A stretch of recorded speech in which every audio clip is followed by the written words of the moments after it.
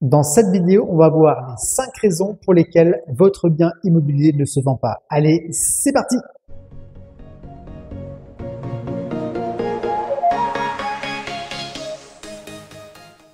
Bonjour à tous, j'espère que vous allez bien. Bienvenue dans cette nouvelle vidéo dans laquelle on va voir les 5 raisons pour lesquelles votre bien ne se vend pas.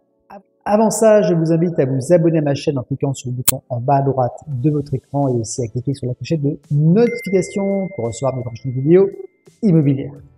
La raison numéro 1, c'est un problème de visibilité. En effet, quand vous vendez votre bien immobilier, la terre entière doit être informée de cette vente.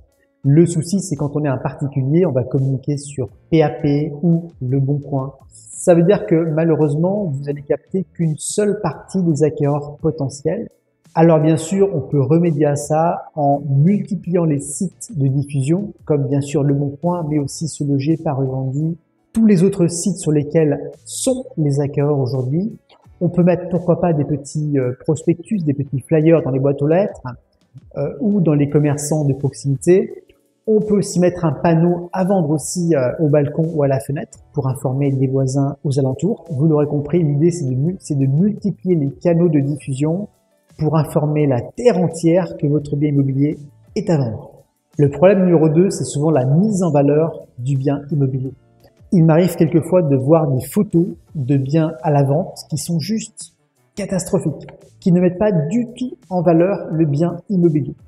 On parle bien d'un bien immobilier, quelque chose qui va coûter des dizaines, voire même des centaines de milliers d'euros. On ne vend pas une paire de chaussures ou une machine à laver.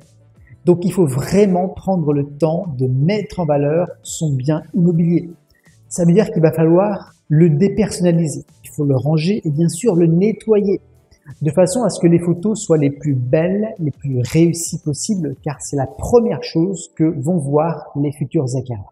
Et enfin, il faut que l'annonce immobilière vraiment donne envie en donnant des informations, mais pas trop non plus parce qu'il ne faut pas que l'annonce soit quelque chose qui limite le nombre d'acquéreurs. La troisième problématique, ça peut être la localisation du bien immobilier. Alors, je vous rappelle que dans l'immobilier, il y a un adage qui dit que l'emplacement, l'emplacement et l'emplacement sont les 3 critères les plus importants. Il peut y avoir des problèmes majeurs, des problèmes de bruit, des problèmes d'incivilité, des problèmes de voies ferrées, d'autoroutes, de voies routières passantes. Peut-être que vous avez acheté il y a quelques années et entre-temps, il y a un immeuble qui s'est construit juste devant votre balcon, votre terrasse. Alors malheureusement, vous n'allez pas pouvoir faire grand-chose par rapport à ça. Ce qu'il faudra faire, c'est mettre en valeur les points forts de votre bien, parce qu'il y en a forcément, il y a toujours des points forts dans un bien immobilier, quelle que soit sa localisation. Mettez en avant son potentiel, sa modularité par exemple. Et puis si vraiment il y a une problématique majeure, eh bien il vous restera à actionner le prix à la baisse. La 4e raison pour laquelle un bien immobilier ne se vend pas, c'est peut-être un problème de marché, de dynamique immobilière. C'est un petit peu la situation qu'on est en train de rencontrer aujourd'hui en fin 2022. Moi, je tourne cette vidéo, on est au mois de novembre 2022.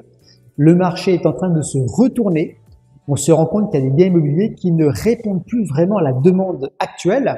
Dans les années 60, on avait en moyenne 3 personnes par foyer, par logement. Aujourd'hui, en 2022, on n'a plus que 1,5 personnes par logement.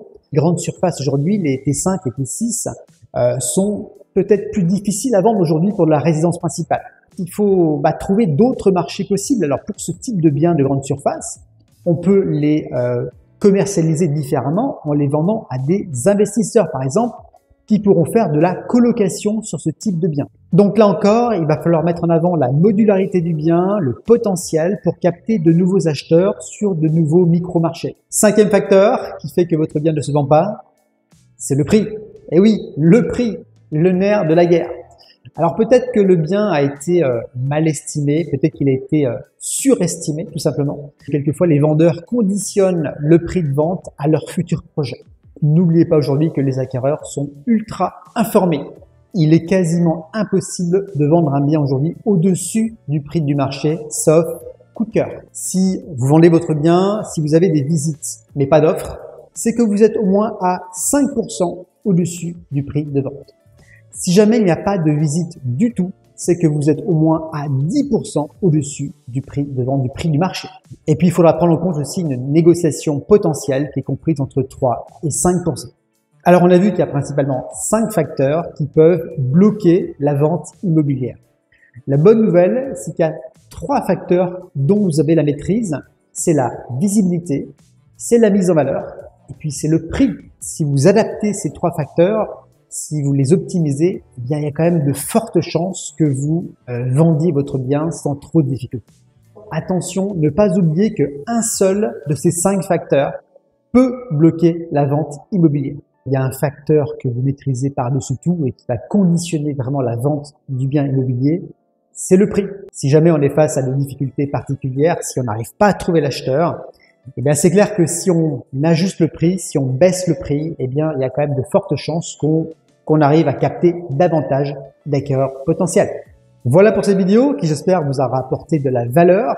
Je vous invite à me laisser votre commentaire, votre réaction en dessous de cette vidéo immobilière. Je vous remercie une nouvelle fois de vous abonner à ma chaîne en cliquant sur le bouton en bas à droite de votre écran et aussi à cliquer sur la clochette de notification pour recevoir mes prochaines vidéos immobilières. Merci pour votre écoute et puis je vous dis à très bientôt dans une prochaine vidéo. Allez, bye bye!